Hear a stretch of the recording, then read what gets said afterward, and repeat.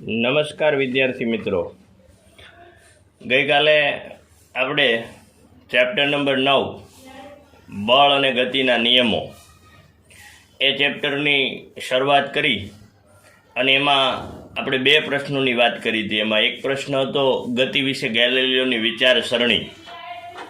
તો ગેલિલિયોએ એક પ્રયોગ કર્યો અને પ્રયોગની મદદથી ફાઇનલ નિષ્કર્ષ આપ્યું કે કોઈ પદાર્થના વેગમાં ફેરફાર કરવા માટે બાહ્ય બળ આવશ્યક છે, પરંતુ પદાર્થની અચળ વેગી ગતિ ચાલુ રાખવા બાહ્ય બળની કોઈ જ આવશ્યકતા હોતી નથી, એવું ગેલિલિયોએ એક પ્રયોગ દ્વારા સમજાવ્યું. અને ત્યાર પછી એક બીજો પ્રશ્ન હતો, ન્યૂટનની ગતિનો પ્રથમ નિયમ લખો અને સમજાવો. તેમાં એ પણ ખૂબ અગત્યનો 3 ગુણનો પ્રશ્ન છે. તમને 1 માર્ક્સમાં ખાલી વિધાન પણ પૂછી શકાય. ન્યૂટનની ગતિનો પ્રથમ નિયમ લખો અને સમજાવો. તો એનું વિધાન તમને ખ્યાલ છે, જ્યાં સુધી કોઈ પદાર્થ પર અસંતુલિત બાહ્ય બળ લગાડવામાં ન આવે ત્યાં સુધી સ્થિર પદાર્થ સ્થિર અવસ્થામાં જ રહે અને અચળ વેગી ગતિ કરતો પદાર્થ પોતાની અચળ વેગી ગતિ ચાલુ રાખે છે. આ વિધાનને સમજાવવા માટે આપણે એક પ્રયત્ન પણ કર્યો. તો સ્થિર અવસ્થામાં રહેલા પદાર્થ પર અસંતુલિત બળ ન લાગે ત્યાં સુધી સ્થિર અવસ્થામાં જ રહે. મેં તમને એક ઉદાહરણ આપ્યું હતું, ટેબલ પર સ્થિર પડેલું પુસ્તક જ્યાં સુધી તેના પર અસંતુલિત બાહ્ય બળ લગાડવામાં ન આવે ત્યાં સુધી સ્થિર અવસ્થામાં જ રહે છે. એવી જ રીતે ગતિમાન અવસ્થામાં રહેલા પદાર્થ પર અસંતુલિત બાહ્ય બળ ન લાગે ત્યાં સુધી તે પદાર્થ પોતાની અચળ વેગી ગતિ ચાલુ રાખે અથવા તો ગતિમાન અવસ્થામાં જ રહે છે. ઉદાહરણ તરીકે ઘર્ષણ રહિત સપાટી પર કોઈ દડાને ગતિ કરાવવામાં આવે તો તે દડો અચળ વેગથી ગતિ કરતો જ રહે છે, પરંતુ વ્યવહારમાં આવી કોઈ ઘર્ષણ રહિત સપાટી શક્ય નથી. તેથી ઘર્ષણની અસર નીચે દડો અમુક અંતર કાપ્યા પછી અટકી જશે. ખૂબ જ અગત્યનો એ પણ પ્રશ્ન છે, પૂછાય. અને હવે આજે આપણે એક નવા પ્રશ્નની વાત કરવી છે અને એ પણ ખૂબ જ અગત્યનો પ્રશ્ન તમને પૂછાઈ શકે 2 ગુણમાં. જડત્વ એટલે શું? જડત્વ એટલે શું? તેના પ્રકાર કેટલા છે અને કયા કયા? તો જડત્વ એટલે શું, તેના પ્રકાર કેટલા છે અને કયા કયા? આ પ્રશ્ન છે, તમને પૂછાય. જડત્વ એટલે શું, તેના પ્રકાર કેટલા છે અને કયા કયા?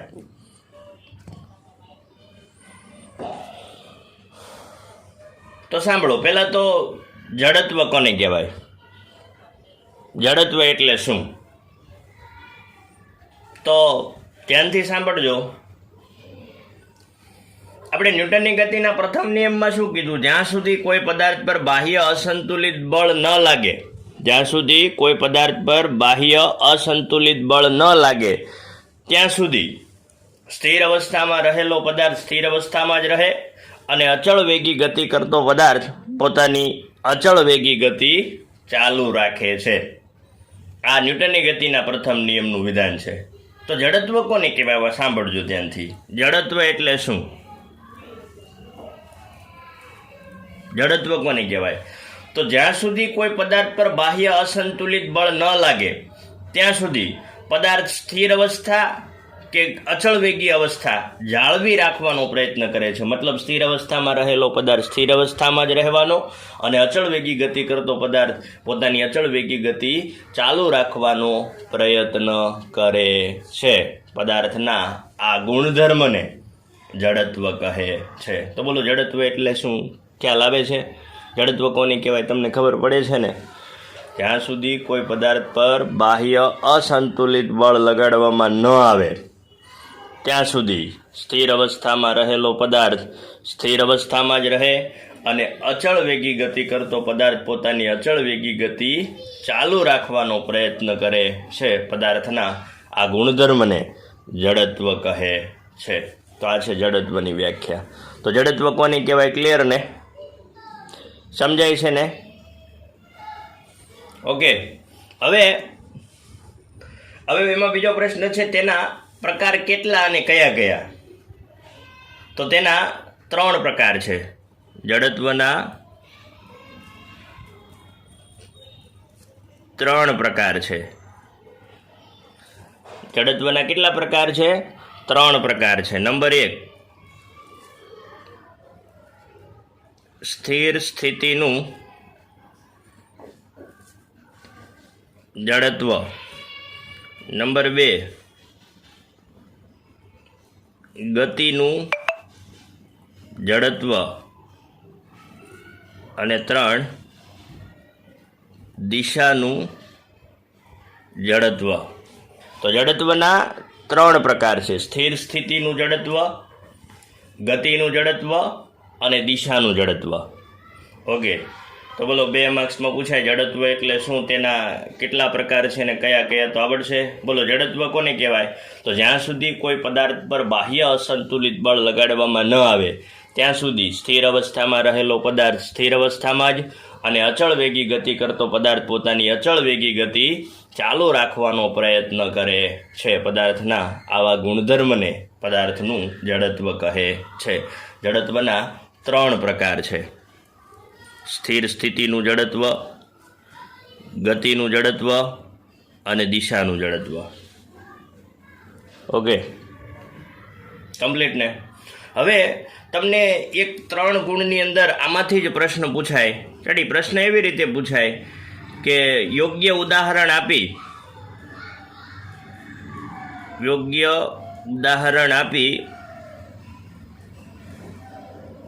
ને સમજાવો. યોગ્ય ઉદાહરણ આપીને સમજાવો. 1, સ્થિર સ્થિતિનું જડત્વ. નંબર 2, ગતિનું જડત્વ. અને નંબર 3, દિશાનું જડત્વ. રેડી? ખૂબ જ આઈએમપી પ્રશ્ન છે. તમને 3 ગુણની અંદર પૂછી શકાય. યોગ્ય ઉદાહરણ આપીને સમજાવો સ્થિર સ્થિતિનું જડત્વ, ગતિનું જડત્વ અને દિશાનું જડત્વ.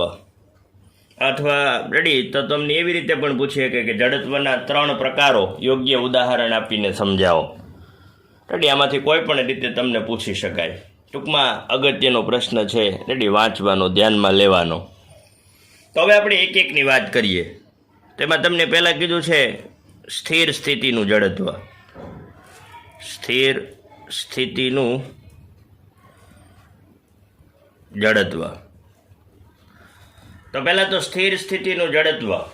તો સાંભળો, પદાર્થના જડત્વના ગુણધર્મને લીધે કોઈ પણ પદાર્થ જડત્વનો ગુણધર્મ ધરાવે, મતલબ સ્થિર અવસ્થામાં રહેલો પદાર્થ સ્થિર અવસ્થામાં જ અને અચળ વેગી ગતિ કરતો પદાર્થ પોતાની અચળ વેગી ગતિ ચાલુ રાખવાનો પ્રયત્ન કરે જ્યાં સુધી તેના પર કોઈ બળ ન લાગે ત્યાં સુધી એ પોતાની અવસ્થાને જાળવી રાખવાનો શું કરશે?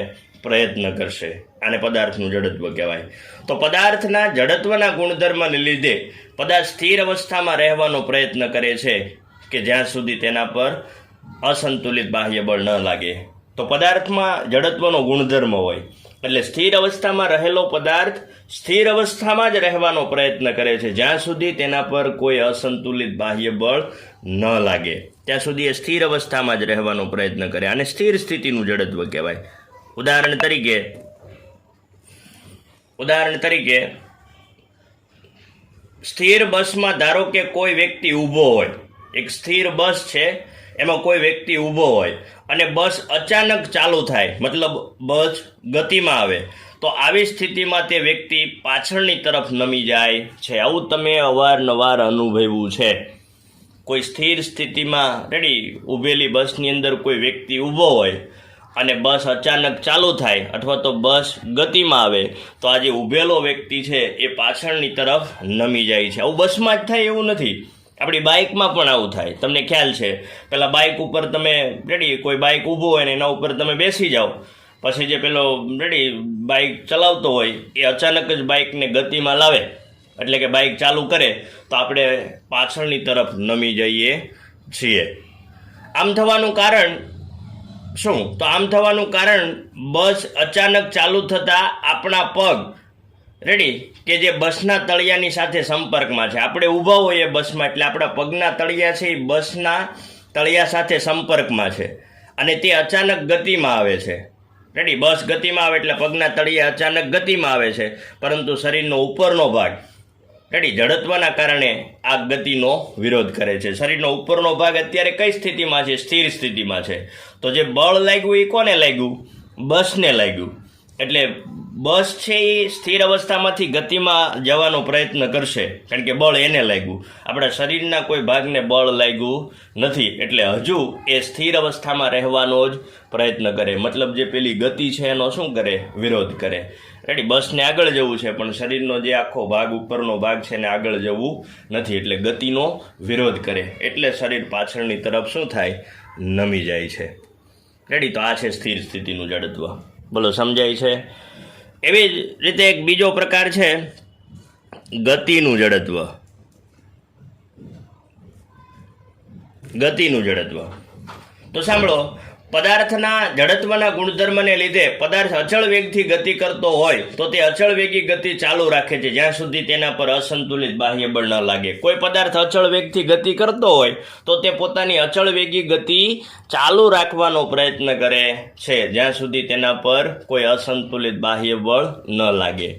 કારણ કે દરેક પદાર્થ જડત્વનો ગુણધર્મ ધરાવે છે એટલે જે પદાર્થ સ્થિર છે એ સ્થિર રહેવાનો જ પ્રયત્ન કરશે જ્યાં સુધી કોઈ બળ ન લાગે ત્યાં સુધી. ને જે પદાર્થ ગતિમાં છે એ ગતિમાં રહેવાનો જ પ્રયત્ન કરશે જ્યાં સુધી તેના પર કોઈ બળ ન લાગે. તો પદાર્થના જડત્વના ગુણધર્મને લીધે પદાર્થ અચળ વેગથી ગતિ કરતો હોય તો તે પોતાની અચળ વેગી ગતિ ચાલુ રાખે છે જ્યાં સુધી તેના પર અસંતુલિત બાહ્ય બળ ન લાગે. તો આ છે ગતિનું જડત્વ. હવે એને આપણે એક ઉદાહરણ દ્વારા સમજીએ. સાંભળો, કોઈ વ્યક્તિ અચળ વેગથી સુરેખ માર્ગ પર ગતિ કરતી મોટર કારમાં સીટ પર બેઠેલી હોય. કોઈ એક વ્યક્તિ છે જે અચળ વેગથી સુરેખ માર્ગ પર ગતિ કરતી મોટર કારમાં સીટ પર બેઠેલી હોય તો તે વ્યક્તિ પણ મોટર કારના વેગ જેટલા વેગથી ગતિમાં હોય. તો મોટર કાર ગતિ કરે છે તો મોટર કારની સીટ પર બેઠેલી વ્યક્તિ પણ એટલી જ વેગથી ગતિમાં હોય, પરંતુ સીટની સાપેક્ષમાં તે વ્યક્તિ ત્યાં સુધી સ્થિર અવસ્થામાં રહી શકે જ્યાં સુધી મોટર કાર રોકવા માટે તેનો ડ્રાઈવર બ્રેક લગાડે નહીં.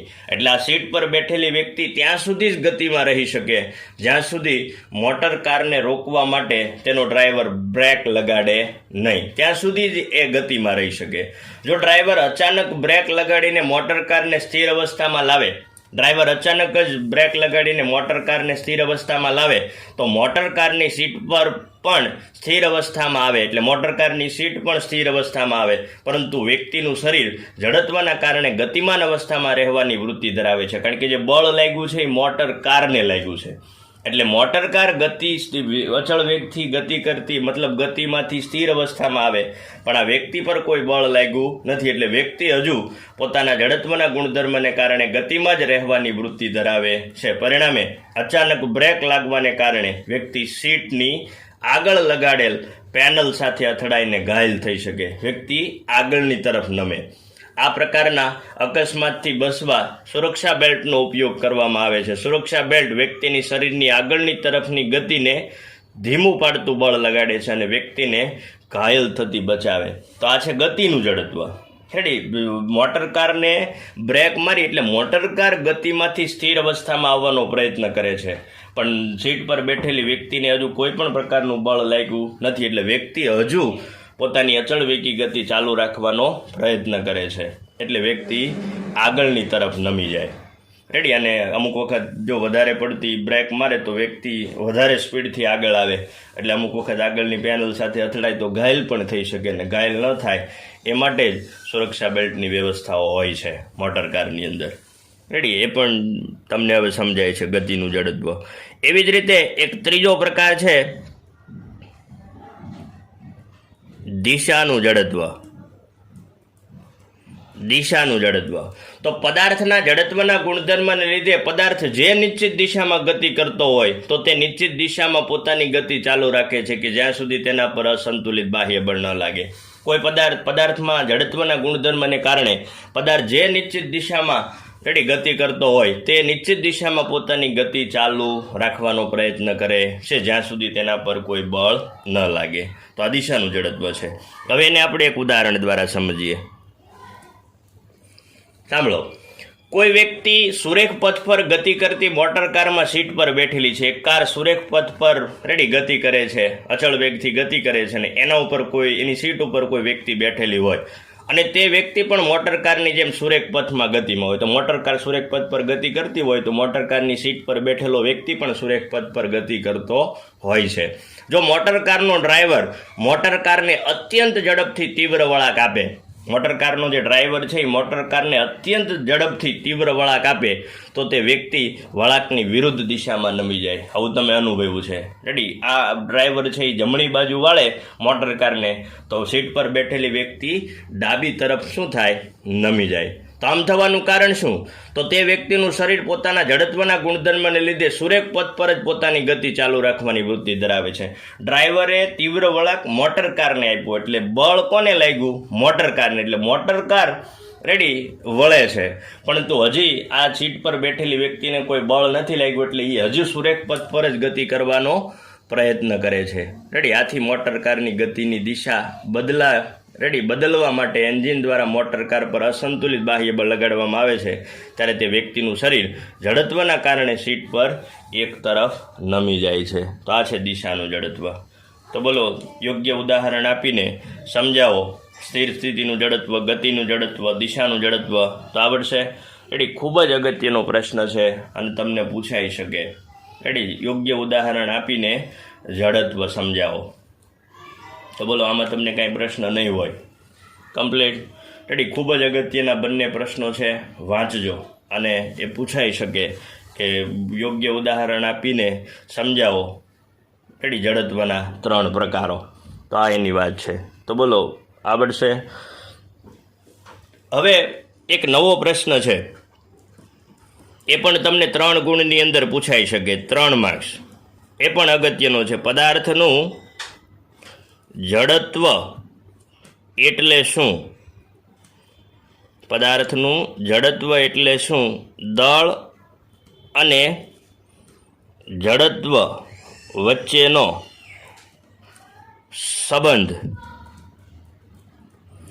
સ્પષ્ટ કરો.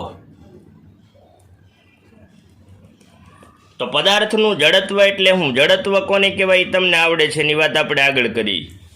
જ્યાં સુધી કોઈ પદાર્થ પર બાહ્ય અસંતુલિત બળ લગાડવામાં ન આવે ત્યાં સુધી સ્થિર અવસ્થામાં રહેલો પદાર્થ સ્થિર અવસ્થામાં જ અને અચળ વેગી ગતિ કરતો પદાર્થ પોતાની અચળ વેગી ગતિ ચાલુ રાખવાનો પ્રયત્ન કરે છે. પદાર્થના આવા ગુણધર્મને જડત્વ કહે છે. અને હવે એમાં તમને બીજો પ્રશ્ન કર્યો છે, દળ અને જડત્વ વચ્ચેનો સંબંધ સ્પષ્ટ કરો. તો નીચે નવું ટાઇટલ મારી દેવાનું, દળ અને જડત્વ વચ્ચેનો સંબંધ. દળ અને જડત્વ વચ્ચેનો સંબંધ. તો હવે આ દળ અને જડત્વ વચ્ચે શું સંબંધ હોય એને આપણે અમુક ઉદાહરણો આપીને સ્પષ્ટ કરીએ. સાંભળો. એક સરખા બાહ્ય બળો વડે પુસ્તકથી ભરેલા બોક્સને ખસેડવા કરતાં ખાલી બોક્સને સહેલાઈથી ખસેડી શકાય. 2 બોક્સ છે, એકમાં પુસ્તક ભર્યું છે ને એક બોક્સ ખાલી છે, અને બેયને એક સરખા બળોથી ખસેડવાના છે. તો એક સરખા બાહ્ય બળો વડે પુસ્તકથી ભરેલું જે બોક્સ છે એને ખસેડવા કરતાં આ જે ખાલી બોક્સ છે એને ખસેડવું સહેલું છે. સમજાય છે ને તમને આ વાત? એવી જ રીતે એક બીજું ઉદાહરણ છે, એક ફૂટબોલને કિક મારીએ તો તે દૂર સુધી ગતિ કરે છે, જ્યારે તેટલા જ બળથી તેટલી જ સાઈઝના પથ્થરને કિક મારીએ તો ભાગ્યે જ ગતિ કરે, ગતિ ન કરે, આમાં પગ તૂટી જાય. ફૂટબોલને કિક મારીએ તો તે દૂર સુધી ગતિ કરે છે, જ્યારે એટલા જ બળથી, જેટલા બળથી તમે ફૂટબોલને કિક મારી એટલા જ બળથી ફૂટબોલ જેટલી સાઈઝના પથ્થરને કિક મારીએ તો તે ગતિ કરતો નથી, અથવા તો ભાગ્યે જ ગતિ કરે. સમજાય છે આ ઉદાહરણ? હજુ એક બીજું ઉદાહરણ આપું. સ્થિર અવસ્થામાં જમીન પર પડેલા એક મેચિસના દડાને, મેચિસ મતલબ ટેનિસના દડાને, રેડી, મેચિસનો દડો રેડી વજનદાર દડો, બીજા ટેનિસના દડા પર એક સરખા મૂલ્યના રેડી બળો વડે બેટથી ફટકો લગાડવામાં આવે તો મેચિસના દડા કરતાં ટેનિસનો દડો વધારે દૂર જાય. મેચિસનો જે દડો છે એ કેવો હોય? ભારે હોય ટેનિસના દડા કરતાં. એટલે બેયને એક સરખા બળથી બેટથી ફટકારો તો મેચિસના દડા કરતાં ટેનિસનો દડો છે એ વધારે દૂર જાય. રેડી? સમજાય છે? મેચિસ એટલે રેડી પેલું જે ક્રિકેટમાં વપરાય એ દડો, અને બીજો ટેનિસનો દડો જે આપણે નોર્મલી રેડી ક્રિકેટ રમવા માટે જે દડો ઉપયોગમાં લઈએ છીએ એ દડો. તો મેચિસનો દડો કેવો હોય? ભારે હોય, સિઝનનો દડો. રેડી? અને આવડો આ જે દડો છે એ વજનમાં થોડોક હલકો, એટલે બેને એક સરખા મૂલ્યના બળથી ફટકારો તો મેચિસ કરતાં સિઝનનો દડો વધારે દૂર જાય. હજુ બીજું એક ઉદાહરણ આપીએ. એક હલારીને ગતિ રેડી એક હાથ લારીને ગતિ આપવા માટે જેટલા બાહ્ય બળની જરૂર હોય છે તેટલું જ બળ જો સ્થિર ટ્રેન પર લગાડવામાં આવે તો ટ્રેન ગતિમાં આવતી નથી. એક હાથ લારી હોય એને ગતિમાં લાવવા માટે જેટલા બળની જરૂર હોય એટલા જ બળથી જો તમે કોઈ સ્થિર ટ્રેનને રેડી ધક્કો મારો તો સ્થિર ટ્રેન ગતિમાં આવતી નથી. તો મેં તમને 4 ઉદાહરણ આપ્યા. તો આ ઉદાહરણ પરથી સ્પષ્ટ થાય છે કે ભારે પદાર્થોનું જડત્વ વધારે હોવાથી તેઓ પોતાની મૂળ અવસ્થા જાળવી રાખે છે. જે ભારે પદાર્થો છે એના જડત્વ વધારે છે એટલે એ પોતાની જે મૂળ અવસ્થા છે એ જાળવી રાખવાનો વધારે પ્રયત્ન કરે છે. રેડી? અને હલકા પદાર્થોનું જડત્વ ઓછું હોવાથી તે સહેલાઈથી પોતાની મૂળ અવસ્થા જાળવી શકતા નથી. તમે બળ આપો એટલે પોતાની જે અવસ્થા છે એ શું કરે? ગુમાવી દે. એટલે જે ભારે પદાર્થો છે એના જડત્વ વધારે હોવાથી તે પોતાની મૂળ અવસ્થા જાળવી રાખે છે, જ્યારે હલકા પદાર્થોનું જડત્વ ઓછું હોવાથી તે પોતાની મૂળ અવસ્થા જાળવી શકતા નથી. આમ સ્પષ્ટ થાય છે કે પદાર્થનું જડત્વ જેમ વધુ તેમ પદાર્થ પોતાની મૂળ અવસ્થાને નવી અવસ્થામાં જવાનો પ્રતિકાર વધુ કરે. રેડી? ટૂંકમાં વસ્તુનું જડત્વ તેના દ્રવ્યમાન દ્વારા માપી શકાય. કોઈ પણ વસ્તુનું જે જડત્વ છે એના દ્રવ્યમાન દ્વારા માપી શકાય. જેમ દ્રવ્યમાન વધારે એમ એનું જડત્વ વધારે, અને જેમ દ્રવ્યમાન ઓછું એમ એનું જડત્વ ઓછું. વધુ દળ ધરાવતા પદાર્થનું જડત્વ વધારે અને ઓછું દળ ધરાવતા પદાર્થનું જડત્વ ઓછું હોય. તમને MCQમાં પણ પૂછી શકાય કે નીચેનામાંથી કોનું જડત્વ વધારે હશે? પથ્થર, ટ્રેન? તો એનો જવાબ શું આવે? ટ્રેન. જેનું દળ વધારે એનું જડત્વ વધારે. રેડી? આમ જડત્વ એ પદાર્થનું એવું કુદરતી વલણ છે જે પદાર્થની સ્થિર કે ગતિમાન અવસ્થામાં થતા ફેરફારોનો વિરોધ કરે. સ્થિર કે ગતિમાન અવસ્થામાં થતા ફેરફારોનો વિરોધ કરે છે. આમ કોઈ પદાર્થનું દ્રવ્યમાન તેના જડત્વનું માપ છે. કોઈ જે દ્રવ્યમાન ઉપર જડત્વ આધાર રાખે. જેમ દ્રવ્યમાન વધારે એમ જડત્વ વધારે. તો દળ અને જડત્વ વચ્ચે શું સંબંધ હોય? સમજ પડે છે ને? કોઈ પણ પદાર્થનું દ્રવ્યમાન એટલે કે દળ તેના જડત્વનું માપ છે. જેમ દળ વધારે એમ જડત્વ વધારે, અને જેમ દળ ઓછું એમ જડત્વ ઓછું. દાખલા તરીકે મેં તમને હમણાં ઉદાહરણ આપ્યું કે નીચેના પૈકી કોનું જડત્વ વધારે હશે? રેડી? તમને ઓપ્શન આપ્યા હોય ટ્રેન અને 5 રૂપિયાનો સિક્કો, તેનો જવાબ કોણ આવે? ટ્રેન. ઓકે? તો જે કાંઈ વાત આપણે આજે થઈ એમાં તમને સંપૂર્ણ રીતે ખ્યાલ આવ્યો હશે, અને આ બધા ખૂબ જ અગત્યના પ્રશ્નો છે એટલે થોડાક વ્યવસ્થિત રીતે ધ્યાનમાં લેજો. રેડી? અને તૈયારીઓ કરતા રહેજો. ઓકે? થેન્ક યુ વિદ્યાર્થી મિત્રો. હવે ફરીથી નવા લેક્ચરમાં મળીશું.